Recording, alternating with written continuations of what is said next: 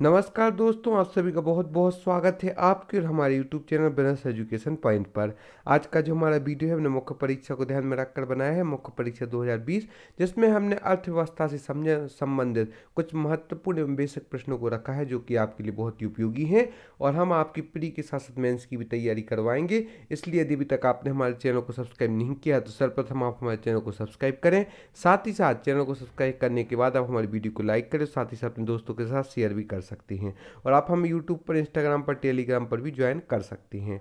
तो चलिए चलते हैं आज की हमारी वीडियो पर। उसके पहले हम आपको जानकारी दे दें कि आप इंस्टामोजो की लिंक से हमारी प्रारंभिक परीक्षा के नोट्स भी परचेस कर सकते हैं। मध्य प्रदेश करंट अफेयर्स की PDF, अमूल्य सार संग्रह, यूनिट 10 एवं 50 FLT टेस्ट सीरीज, जिसमें आपको 50 PDF दी जाएंगी, उन्हें भी आप प्राप्त कर सकते हैं।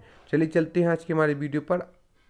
तो आज हम कुछ 3 मार्कर एवं 6 मार्कर प्रश्नों को देखेंगे। तो इकोनॉमिक सब्जेक्ट की, अल्प विकसित देश ऐसी अर्थव्यवस्था जहां विकास आरंभिक चरण में है और जो अपनी संसाधनों एवं विकास संभावनाओं का जब भी दोहन नहीं कर पा रहे हैं, इसलिए अपनी बुनियादी पूर्ति के लिए अन्य देशों एवं अंतर्राष्ट्रीय संगठनों की सहायता एवं अनुदान पर निर्भर हैं, ऐसे देश अल्प विकसित देश कहलाते हैं। पुनः जानते हैं, ऐसी अर्थव्यवस्था जहां विकास आरंभिक चरण में है और जो अपने संसाधनों एवं विकास संभावनाओं का जब भी दोहन नहीं कर पा रहे हैं, इसलिए अपनी बुनियादी पूर्ति के लिए अन्य देशों एवं अंतर्राष्ट्रीय संगठनों की सहायता एवं अनुदान पर निर्भर हैं, अल्प विकसित देश कहलाते हैं। विशेषताएं हैं इनकी। पहली तो है पूंजी का अभाव होता है ऐसे देशों में, जनसंख्या का भार होता है, औद्योगिक पिछड़ापन होता है, तकनीकी पिछड़ापन होता है। यह अल्प विकसित देशों की विशेषता है। सर्वप्रथम तो है पूंजी का अभाव, दूसरा है जनसंख्या भार, तीसरा है औद्योगिक पिछड़ापन और चौथा है तकनीकी पिछड़ापन। संगठित क्षेत्र, औपचारिक क्षेत्र, इसके अंतर्गत वे सभी इकाइयां आ जाती हैं जो अपने आर्थिक क्रियाकलापों का नियमित लेखांकन करती हैं। भारतीय अर्थव्यवस्था में लगभग 9% इस क्षेत्र से है, संगठित क्षेत्र के अंतर्गत। असंगठित क्षेत्रक, इसके अंतर्गत सभी इकाइयां आ जाती हैं जो अपने आर्थिक क्रियाकलापों का कोई लेखा जोखा नहीं रखती, जैसे रेहटी, खोमचे, सब्जी की दुकानें, खुदरा दुकानें, दैनिक मजदूर आदि, जिनका कोई क्रियाकलापों का लेखांकन नहीं होता है, वह संगठित क्षेत्र के अंतर्गत आती हैं। भारतीय अर्थव्यवस्था में इसका योगदान 91% तक है। संगठित का 9% है और संगठित का 91% तक योगदान है। आर्थिक समृद्धि एवं आर्थिक विकास, यह भी इम्पोर्टेंट प्रश्न है। आर्थिक समृद्धि, अभिप्राय निश्चित समय में निश्चित समय अवधि में किसी अर्थव्यवस्था में होने वाली वास्तविक आय में वृद्धि से है। आर्थिक समृद्धि, आर्थिक समृद्धि बराबर GDP प्लस GNP प्लस प्रति व्यक्ति आय में वृद्धि। आर्थिक समृद्धि आर्थिक विकास के एक भाग के रूप में देखी जाती है। आर्थिक विकास उस प्रक्रिया से है जिसके परिणाम स्वरूप देश के समस्त साधनों का कुशलतापूर्वक विदोहन होता है, आर्थिक विकास कहलाता है।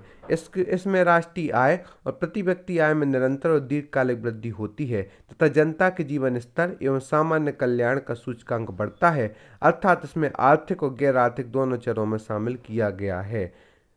उस प्रक्रिया से है आर्थिक विकास से तात्पर्य जिसके परिणाम स्वरूप देश के समस्त साधनों का कुशलतापूर्वक विदोहन होता है। इसमें राष्ट्रीय आय और प्रति व्यक्ति आय में निरंतर और दीर्घकालिक वृद्धि होती है तथा जनता के जीवन स्तर एवं सामान्य कल्याण का सूचकांक बढ़ता है, अर्थात इसमें आर्थिक और गैर आर्थिक दोनों चरों में शामिल किया जाता है। विकास मात्रात्मक एवं गुणात्मक दोनों होता है। अतः कहा जा सकता है कि आर्थिक विकास एक ऐसी अवधारणा है जिसमें विकास का लाभ समाज के सभी लोगों को प्राप्त हो, ऐसा प्रयास किया जाता है। इसमें उत्पादन एवं दक्षता में वृद्धि के भी प्रयास किए जाते हैं। समावेशी विकास की रणनीति पर टिप्पणी लिखिए। समावेशी समृद्धि से आशय ऐसी अवधारणा है जिसमें विकास का लाभ समाज के सभी लोगों को समान रूप से प्राप्त हो, कोई भी वर्ग विकास से वंचित ना रह पाए, अर्थात समान अवसरों के साथ साथ विकास करना ही समावेशी समृद्धि है। समावेशी समृद्धि से आशय ऐसी अवधारणा से है जिसमें विकास का लाभ समाज के सभी लोगों को समान रूप से प्राप्त हो, कोई भी वर्ग विकास से वंचित न रह जाए, अर्थात समान अवसरों के साथ साथ विकास करना ही समावेशी समृद्धि है। 11वीं पंचवर्षीय योजना में व्यापक रूप से समावेशी समृद्धि एवं समावेशी विकास का प्रयोग किया गया है। 12वीं पंचवर्षीय योजना का नारा था तीव्र धारणीय समावेशी विकास प्रयास महिला सशक्तिकरण इसका प्रमुख प्रयास है। गरीब व हाशिए पर रह रहे लोगों के विकास पर बल, बेहतर रहन सहन का वातावरण, भूमिहीन कृषि कृषक, सीमांत कृषक, अनुसूचित जाति, अनुसूचित जनजाति के लिए विशेष प्रावधान किए गए हैं। हाशिया समूह पर केंद्रीकृत योजनाएं महत्वपूर्ण घटक हैं। कमजोर वर्गों के लिए विशेष रूप से रोजगार में वृद्धि, आधारभूत आवश्यक वस्तुओं तक सबकी पहुंच सुनिश्चित करना, कृषि तथा ग्रामीण विकास को सुनिश्चित करना, स्वास्थ्य, शिक्षा, खाद्य सुरक्षा एवं आवास पर अधिक सार्वजनिक व्यय हो। इन समस्त उपायों द्वारा सामाजिक समावेशी समृद्धि संभव है। एक बार पुनः जानते हैं समावेशी समृद्धि से आशय ऐसी अवधारणा जिसमें विकास का लाभ समाज के सभी लोगों को हो, समान रूप से प्राप्त हो, कोई भी वर्ग विकास से वंचित ना रह पाए, अर्थात समान अवसरों के साथ साथ विकास करना समावेशी समृद्धि है। 11वीं पंचवर्षीय योजना में व्यापक रूप से प्रयोग किया गया है समावेशी समृद्धि का। 12वीं पंचवर्षीय योजना का नारा था तीव्र धारणीय समावेशी विकास। प्रयास है इसका महिला सशक्तिकरण, गरीब व हाशिए पर रह रहे लोगों के विकास पर बल, बेहतर रहन सहन का वातावरण, भूमिहीन कृषि कृषक, सीमांत कृषक, अनुसूचित जाति जनजाति के लिए विशेष प्रावधान, हाशिया समूह पर केंद्रीकृत योजनाएं। महत्वपूर्ण घटक है कमजोर वर्गों के लिए विशेष रूप से रोजगार में वृद्धि, आधारभूत आवश्यक वस्तुओं तक सबकी पहुंच सुनिश्चित करना, कृषि तथा ग्रामीण विकास को सुनिश्चित करना, स्वास्थ्य, शिक्षा, खाद्य सुरक्षा एवं आवास पर अधिक सार्वजनिक व्यय हो। इन समस्त उपायों द्वारा समावेशी समृद्धि संभव है। मानव विकास सूचकांक के बारे में जानते हैं। ये यूएनडीपी द्वारा जारी होने वाली वार्षिक रिपोर्ट है। इसके 3 मानक हैं। पहला तो है जीवन प्रत्याशा, दूसरा शिक्षा, तीसरा आय के मानक प्रति व्यक्ति आय। सबसे पहले 1990 में HDI रिपोर्ट जारी की गई थी। तब से हर साल इसका प्रकाशन किया जाता है मानव विकास सूचकांक का। इसकी अवधारणा का विकास अर्थशास्त्री महबूब उल हक द्वारा किया गया है। इसके बारे में हम जानते हैं। HDI इसके अंतर्गत इसको 4 श्रेणियों के अंतर्गत बांटा गया है, जैसा कि हम चार्ट में देख रहे हैं। पहली श्रेणी, दूसरी श्रेणी, तीसरी श्रेणी, अंतिम श्रेणी। पहली श्रेणी के अंतर्गत बेहद उच्च मानव विकास, जैसे कि देश नॉर्वे, स्विट्जरलैंड, जर्मनी आदि में बेहद उच्च मानव विकास का स्तर है। दूसरी श्रेणी के अंतर्गत उच्च मानव विकास, फ्रांस, इटली, थाईलैंड में उच्च मानव विकास है। तीसरी श्रेणी के अंतर्गत मध्यम मानव विकास, भारत, पाकिस्तान, बांग्लादेश जैसे देश तीसरी श्रेणी के अंतर्गत आते हैं, जिनमें मध्यम मानव विकास है। अंतिम श्रेणी में आते हैं निम्न मानव विकास, जिनमें नाइजर, दक्षिणी अफ्रीका, दक्षिणी सूडान आदि देश आते हैं, जिनमें अंतिम श्रेणी का निम्न मानव विकास है। इस प्रकार से जो हमारा भारत है वह तीसरी श्रेणी के अंतर्गत आता है, जो कि मध्यम विकास के अंतर्गत आता है। एक बार पुनः इसके बारे में जानते हैं। उसके पहले हम आपको जानकारी दे दें कि आप हमारे नोट्स परचेस कर सकते हैं, जो कि 2 पॉइंट्स है टॉपर्स के द्वारा बनाए गए हैं। बेहद के फायदा हम उपलब्ध हैं, जिनसे आपको आंसर लिखने का पैटर्न ज्ञात हो जाएगा। प्रारंभिक परीक्षा के नोट्स भी आप हमसे परचेस कर सकते हैं। मानव विकास सूचकांक या यूएनडीपी द्वारा जारी होने वाली वार्षिक रिपोर्ट है।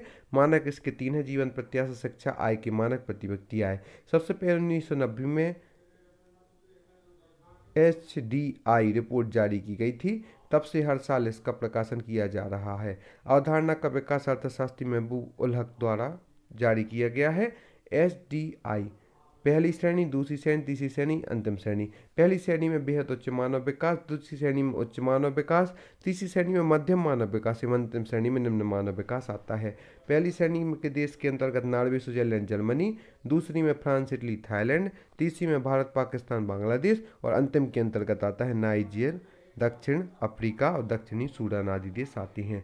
मानव विकास लोगों की क्षमता और विकल्पों को विस्तार देने की प्रक्रिया है, ताकि वे शैक्षणिक उपलब्धि या ज्ञान और जीवन स्तर के संदर्भ में बेहतर जिंदगी जी सकें। आधारभूत अवसंरचना क्या है? किसी अर्थव्यवस्था के समावेशी विकास के लिए अवसंरचना प्रमुख निवेश संसाधन होती है, जिसके अंतर्गत सामाजिक संरचना शामिल होती है, जैसे ऊर्जा, परिवहन, संचार, बैंकिंग, शिक्षा, स्वास्थ्य, पेयजल आदि आधारभूत अवसंरचना के अंतर्गत आते हैं। किसी अर्थव्यवस्था के समावेशी विकास के लिए अवसंरचना प्रमुख निवेश संसाधन होती है, जिसके अंतर्गत सामाजिक संरचना शामिल है, जैसे ऊर्जा, परिवहन, संचार, बैंकिंग, शिक्षा, स्वास्थ्य, पेयजल आदि। भारत में सड़क परिवहन की स्थिति। स्थल परिवहन में सड़क परिवहन का हिस्सा कुल परिवहन का लगभग 65% है। भारत में वर्तमान में लगभग 55 लाख किलोमीटर सड़क नेटवर्क है। सड़क नेटवर्क में राष्ट्रीय राजमार्ग, राज्य राजमार्ग, जिला सड़कें तथा ग्रामीण सड़कें आदि शामिल हैं। इस प्रकार से भारत में सड़क परिवहन की स्थिति के बारे में हमने जाना और आधारभूत अवसंरचना के बारे में भी जाना एवं मानव विकास सूचकांक, समावेशी विकास रणनीति, आर्थिक संवर्ग एवं समृद्धि, संगठित क्षेत्र एवं असंगठित क्षेत्र एवं अल्पविकसित देश के बारे में जाना। इस प्रकार से हमने 3 मार्क का 6 मार्क का प्रश्नों के बारे में जाना और आपसे पुनः निवेदन करते हैं, यदि अभी तक आपने हमारे चैनल को सब्सक्राइब नहीं किया है तो सर्वप्रथम आप हमारे चैनल को सब्सक्राइब करें। साथ ही डिस्क्रिप्शन बॉक्स में जाकर आप व्हाट्सएप लिंक से भी जुड़ सकते हैं एवं आप फेसबुक, यूट्यूब, इंस्टाग्राम, टेलीग्राम आदि सभी पर ज्वाइन कर सकते हैं और हमारे नोट्स भी परचेस कर सकते हैं। धन्यवाद।